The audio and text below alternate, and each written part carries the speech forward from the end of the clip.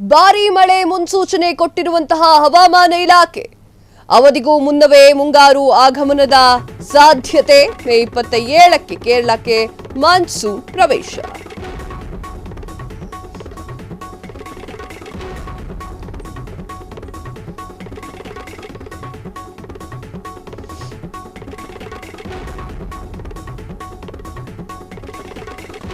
S, ಭಾರೀ ಮಳೆ ಮುನ್ಸೂಚನೆ ಕೊಟ್ಟಿರುವಂತಹ ಹವಾಮಾನ ಇಲಾಖೆ ಅವಧಿಗೂ ಮುನ್ನವೇ ಮುಂಗಾರು ಆಗಮನದ ಸಾಧ್ಯತೆ. ಮೇ 27ಕ್ಕೆ ಕೇರಳಕ್ಕೆ ಮಾನ್ಸೂನ್ ಪ್ರವೇಶ.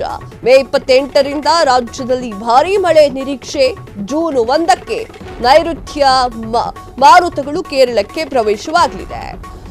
ಜೂನ್ 8ರ ಒಳಗಾಗಿ ದೇಶದಾದ್ಯಂತ ಮಾನ್ಸೂನ್ ಆಗಮನವಾಗ್ತಾ ಇದೆ. 5 ದಿನ ಮುಂಚಿತವಾಗಿಯೇ ಮುಂಗಾರು ಮಳೆಯಾಗುವ ಸಾಧ್ಯತೆ.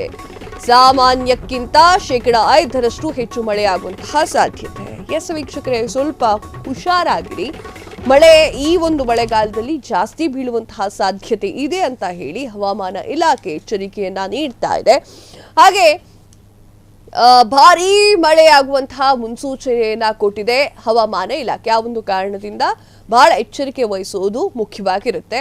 ಅವಧಿಗೂ ಮುನ್ನವೇ ಮುಂಗಾರು ಆಗಮನದ ಸಾಧ್ಯತೆ ಇರೋದ್ರಿಂದ ಸ್ವಲ್ಪ ಹುಷಾರಾಗಿ ಇರಬೇಕು. ಮೇ 27ಕ್ಕೆ ಕೇರಳಕ್ಕೆ ಮಾನ್ಸೂನ್ ಪ್ರವೇಶ ಮಾಡಲಿದೆ. ಮೇ 28ರಿಂದ ರಾಜ್ಯದಲ್ಲಿ ಭಾರೀ ಮಳೆಯಾಗುವಂತಹ ನಿರೀಕ್ಷೆ ಇದೆ.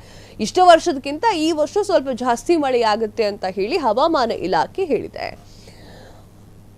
ಜೂನ್ 1ಕ್ಕೆ ನೈಋತ್ಯ ಮಾರುತಗಳು ಕೇರಳಕ್ಕೆ ಪ್ರವೇಶ ಮಾಡಲಿದೆ. ಜೂನ್ 8ರ ಒಳಗಾಗಿ ದೇಶದಾದ್ಯಂತ ಭಾರೀ ಮಳೆಯಾಗುವಂತಹ ಸೂಚನೆಯನ್ನ ನೀಡಿದ್ದಾರೆ. 5 ದಿನದ ಮುಂಚಿತವಾಗಿಯೇ ಮುಂಗಾರು ಮಳೆಗಾಲ ಶುರುವಾಗುತ್ತೆ. ಮುಂಗಾರು ಮಳೆ ಆ ಒಂದು ಕಾರಣದಿಂದ ಸಾಮಾನ್ಯಕ್ಕಿಂತ 5% ಹೆಚ್ಚು ಮಳೆ ಸಾಧ್ಯತೆ ಇದೆ ಅಂತ ಹೇಳಲಾಗ್ತಾ ಇದೆ. ಅದು 5% ಆಗುತ್ತೋ 25% ಆಗುತ್ತೋ ಅದು ಕಾದು ನೋಡ್ಬೇಕಾಗುತ್ತೆ.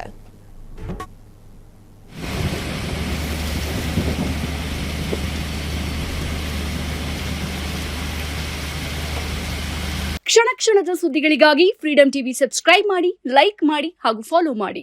ಹೊಸ ಸುದ್ದಿಗಳ ನೋಟಿಫಿಕೇಶನ್ಗಾಗಿ ಬೆಲ್ ಐಕಾನ್ ಮೇಲೆ ಕ್ಲಿಕ್ ಮಾಡಿ.